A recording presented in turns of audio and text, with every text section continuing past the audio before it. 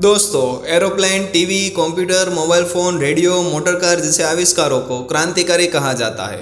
हमारे रोज़बरोज़ के जीवन में उसका महत्व है। दिन का ज़्यादातर समय स्मार्टफोन या कंप्यूटर चलाने में, टेलीविज़न देखने में या फिर मोटर कार या बाइक चलाने में गुजरता है। दूसरी ओर कुछ ऐसे संशोधन हैं जो क्रांतिकारी नहीं है और उसका महत्व उसकी हाजिरी के साथ समझा नहीं जाता। और ऐसी बहुत सी शोध है जिसे क्रांतिकारी नहीं कहा जाता, जैसे कि हंगेरी के लाजलो बीरो के द्वारा शोधी गई बॉल पेन, अमेरिका के व्हिटकॉम जर्ट्स ने बनाई हुई सर्वप्रथम जिप चेन, स्वीडन के जॉन लुंडस्ट्रॉम के द्वारा बनाई गई सेफ्टी मैच के नाम से जानी जाती माचिस, अमेरिका के वॉल्टर हंट के द्वारा शोधी गई सेफ्टी पिन। लेकिन रोजबरोज के जीवन में उसकी गैरहाजिरी हो तो फिर क्या हो सकता है, ऐसी कल्पना ही की जा सकती है। जैसे कि बिल्कुल ही मामूली सी शोध कुर्सी ना हो तो फिर ऑफिस या थिएटर में बैठते कहाँ। सिलाई के लिए अगर सुई का ही आविष्कार नहीं हुआ होता तो हमारे शरीर पे कपड़ा लिपटा के कैसे घूमते। अगर आईने की शोध ही ना हुई होती तो हमें कैसे पता चलता कि हम कैसे दिख रहे हैं। कहने का मतलब ये है कि किसी भी चिल्लर पिल्लर जैसे दिखने वाले आविष्कारों के महत्व को कम नहीं समझना चाहिए। तो फिर हेलो फ्रेंड्स, मैं हूँ प्रियकांत वगासिया और आप हैं फैक्ट्स फाइंडर्स के साथ। हमने आज के इस वीडियो में ऐसी ही छोटी मोटी चीज़ों को आवृत की है और उसका महत्व दर्शाया है। आईना। आईने की शोध सबसे पहले इटली के वेनिस शहर में किसी गुमनाम कारीगर ने सन 1300 में की थी। पारदर्शक कांच के पीछे पारे जैसी धातु का लेयर और उसके ऊपर टीन फॉइल ने पारदर्शक कांच को परावर्तक कांच के रूप में आईने में बदल दिया। ऐसे आईने की शोध से पहले आईने के लिए पीतल के चमकीले पत्रों का उपयोग होता था। ऐसी धातु को ज़्यादा रिफ्लेक्टिव बनाने के लिए टीन का मिश्रण किया जाता था। कांच के परावर्तक आईने इटली में बनने शुरू हुए, लेकिन बहुत ज़्यादा नहीं।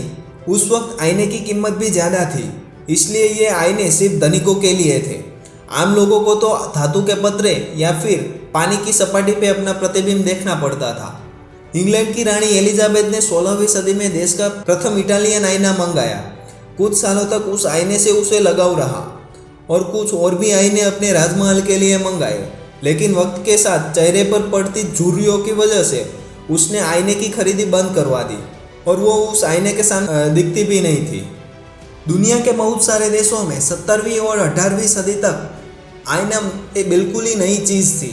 फ्रांस के वेर्साई महल के हॉल ऑफ मिरर में और कच्छ के आईने महल में बेनमून आईने प्रदर्शित किए गए थे।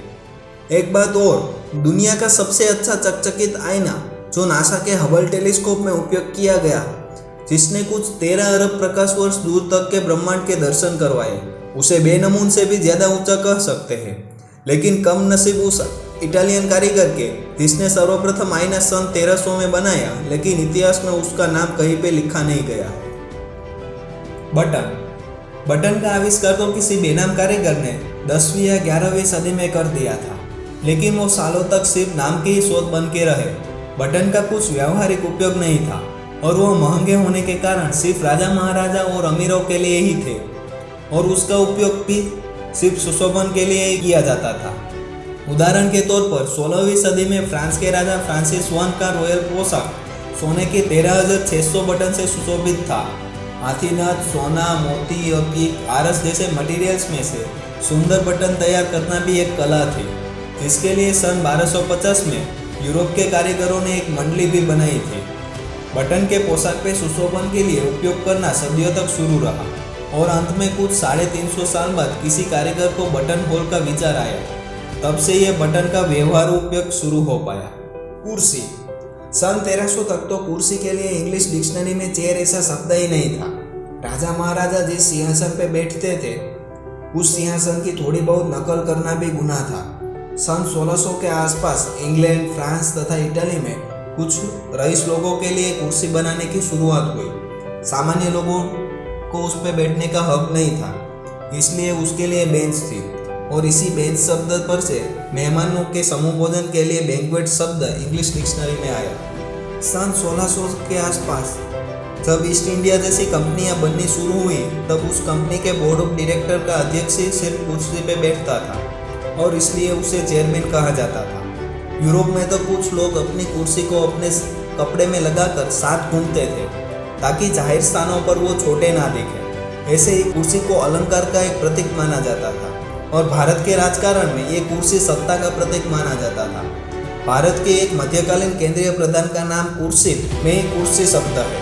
आज के समय में व्यापक रूप में उपयोग में आने वाली कुर्सी की डिजाइन अमेरिका के चार्ल्स इव्स ने सन 1946 में बनाई थी, जिसमें आज दिन तक कुछ खास फेरबदल नहीं हुई है। बत्तीसी एक ऐसी जटिल चीज है जिसने संशोधकों को करीब 2500 साल तक सांस नहीं लेने दी। इटली में रहते इस्ट्रस्काज लोग गिरे हुए दांतों की जगह पे बैल का घिसा हुआ दांत या फिर इंसान का गिरा हुआ दांत उपयोग में लेते थे। उसका बेस बनाने के लिए सोने का उपयोग किया जाता था। बैल का दांत अच्छी तरह से फिट नहीं हो पाता था क्योंकि उसका टेक्सचर अलग होता है और इंसान का सड़ा ना हो ऐसा दांत मिलना मुश्किल था। इसीलिए 16 से 19वीं सदी तक मानव दांत के आकार में हाथी दांत को काट के उपयोग में लिया जाता था। लेकिन ऐसे हाथी दांत को जड़बे में किसके आधार पर लगाना वो भी बहुत बड़ी चैलेंज थी। एक रसप्रद बात ऐसी भी है कि कुछ लोग नकली दांत को खाने के बजाय दिखाने के लिए बनवाते थे। दांत की कॉस्मेटिक वैल्यू ज़्यादा थी। इंग्लैंड की रानी एलिजाबेथ एक तो आगे के दांत गिरने के बाद बाहर निकलते वक्त मुंह में सफ़ेद कपड़े का ढचा लगा देती थी और अगर कुछ बोलना हो तो मुंह के आगे थोड़ी देर के लिए हाथ का पंखा रख देती थी। उस समय पूरी बत्तीसी बना पाए ऐसा कोई मटेरियल ही नहीं था, इसलिए लकड़ी को दांत जैसा बनाकर अंत में उपयोग करना शुरू किया गया। जड़बे के भीतर का माप लेना मुमकिन नहीं था, इसलिए यह लकड़ी की बनाई गई बत्तीसी ठीक से बैठती नहीं थी। खाते वक्त चबाने के लिए यह कुछ काम का न होने की वजह से उसे उस बत्तीसी को निकालना पड़ता था।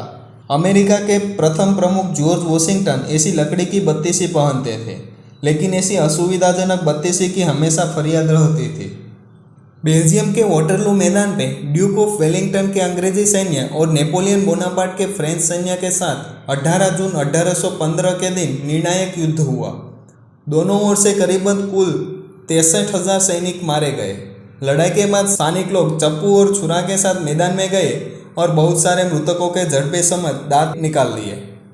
दर्दी के गिरे हुए दांत की जगह तार से बांध के नए दांत फिट करने की काफ़ी डिमांड थी और ऐसे ही वाटरलू के स्थानीय लोगों ने अच्छी रोकड़ कमा ली। सन 1839 में चार्ल्स गुडियर ने वल्केनाइज्ड रबर की शोध की, तब जड़बे का माप लेना मुमकिन हुआ। दंतावली बनाने के लिए हाथी दांत की जगह पोर्सेलिन का उपयोग शुरू हुआ। पोर्सेलिन के बाद एक्रेलिक और उसके बाद सेरेमिक की बारी आई। ये सभी बातें सूचित करती है कि बत्तीसी की शोध के लिए इंसान को कितनी मेहनत लगी है। टूथब्रश के शोधक भारतीय लोग थे। नीम या बबूल के दांतनों का उपयोग हम भारतीय सदियों से करते आ रहे हैं। दूसरी ओर यूरोपियनों ने तो 18वीं सदी के अंत तक दांत साफ करने के लिए कुछ सोचा ही नहीं था। अमेरिकन लोग तो उससे भी पीछे रह गए, क्योंकि 1945 में दूसरा विश्व युद्ध खत्म हुआ तब अमेरिकनों ने नियमित तौर पर ब्रश करने की आदत ही नहीं बनाई थी। लड़ाई के 3.5 साल में कुछ सैनिकों के दांत में सड़ाव लगा, इसलिए मिलिट्री ने उसे सुबह शाम ब्रश करने की सलाह दी और उसके बाद आम नागरिकों ने ब्रश करना शुरू किया। टूथब्रश का आविष्कार पश्चिमी जगत में सालों पहले सन 1780 में हुआ था। इंग्लैंड में उस वक्त विलियम एडिस नाम का अपराधी जेल में था। उसे जेल में दांत के लिए कुछ नई चीज़ बनाने का विचार आया। उसने जेल के नॉनवेज रसोड़े में से एक हड्डी ली, उसके एक तौर पर कुछ छोटे छोटे होल बना के उसमें डुक्कर के बालों को गुंदर का उपयोग करके टूथब्रश की तरह लगाए। उसने जेल में से रिहा होने के बाद व्यापारी पैमाने पे लकड़ी के टूथब्रश बनाने शुरू किए और उसके पुत्र और पौत्रों ने बिजनेस संभाला। आज वो एक मल्टीनेशनल कंपनी विस्डम के स्वरूप में मौजूद है। टोमेटो केचप, दरियाई जीवों का उपयोग होता हो ऐसा नॉनवेज केचप 17वीं सदी में बनाया जाता था। चीनी भाषा में उसके लिए केटसियाप शब्द था, जिसका मलाया के लोगों ने अपभ्रंश करके केचियाप किया। ब्रिटेन 1786 में मलाया पे सत्ता जमाने लगा, तब यह शब्द इंग्लिश डिक्शनरी में एंटर हुआ। दरियाई जीवों के बजाय आज के दिन में उपयोग में आता हुआ टोमेटो केचप सन 1876 में अमेरिका के हेनरी हेंज ने बनाया। उसने टमाटर की पसंद की, वो बात भी आश्चर्यजनक थी, क्योंकि अमेरिका में उस वक्त लोग टमाटर को जहरीले मानते थे। अमेरिका के प्रमुख थॉमस जेफरसन भी टमाटर की खेती करते थे और जाहिर में उसे खाकर टमाटर जहरीले नहीं है उसकी साबिती देते थे। टमाटर की स्वीकृति दिलाने में हेनरी हेंज ने सन 1876 में बनाया हुआ मज़ेदार टोमेटो केचप का भी है। ज़्यादा हवा के संपर्क में आकर टमाटर का घर काला ना हो जाए, इसलिए हेंज ने कंटेनर के रूप में लंबी छोटी मुंह वाली बोतल पसंद की। आज भी 140 साल के बाद भी कंटेनर के रूप में ऐसी ही बोतल का उपयोग किया जाता है। साबुन के लिए ऐसी कथा है कि रोमन साम्राज्य के दौरान कुछ गांव की महिलाएं तिबर नदी के तट पर गंदे कपड़े को सिर्फ पानी में छपछपाने के लिए वो जाती, तब उपरवास में से आता हुआ कुछ रहस्यमय पदार्थ उसके कपड़े को एकदम स्वच्छ बना देता था। इस पदार्थ का स्रोत माउंट सेपो नाम के पहाड़ पे से मिला, जहां रात को लकड़ियां जलाकर जानवरों का बलिदान दिया जाता था। लकड़ियां की राख और जानवरों की चर्बी का मिश्रण नदी से होकर सेपो पर्वत की तलहटी पे पहुंचता था और वहां पे धोए जाने वाले कपड़ों का मेल चला जाता था। माउंट सेपो की वजह से साबुन का अंग्रेजी नाम सोप पड़ा, लेकिन नहाने के लिए लेन देन में आता हुआ साबुन 18वीं सदी तक नहीं बन पाए। और वैसे भी यूरोप के देशों में नियमित तौर पे नहाने का रिवाज ही नहीं था। इंग्लैंड की रानी एलिजाबेथ एक भी महीने में 1-2 बार ही सादे पानी से नहाती थी।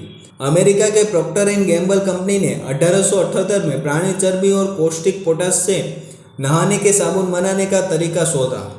पश्चिमी देशों के लोग नहाने के आलसी थे, इसलिए लिवर ब्रदर कंपनी ने उसे रोगकारक जीवों के चेप लगने का भय दिखा के हेल्थ सोप लाइफबॉय से नहाते किए। ये साबुन सिर्फ जीवाणु के नाश के लिए है, ऐसा दिखाने के लिए उसमें किसी भी प्रकार की फ्लेवर भी नहीं डाली गई और उसका प्रचार उसे सन 1918 में फल मिला, जब इन्फ्लुएंजा का पेंडेमिक फैला और लोगों ने चेप मुक्त रहने के लिए लाइफबॉय साबुन को अपना लिया। दोस्तों, ऐसे तो बहुत सारे आविष्कार हो सकते हैं जिसकी शोध, इतिहास और महत्व बहुत ज़्यादा हो, लेकिन सभी को कवर करना मुमकिन नहीं है। आपको इन सब आविष्कारों में से कौन सा आविष्कार पसंद आया, हमें कमेंट करके ज़रूर बताएं। और अगर आप फैक्ट्स फाइंडर्स चैनल पे नए हैं तो सब्सक्राइब करें। Have a good day.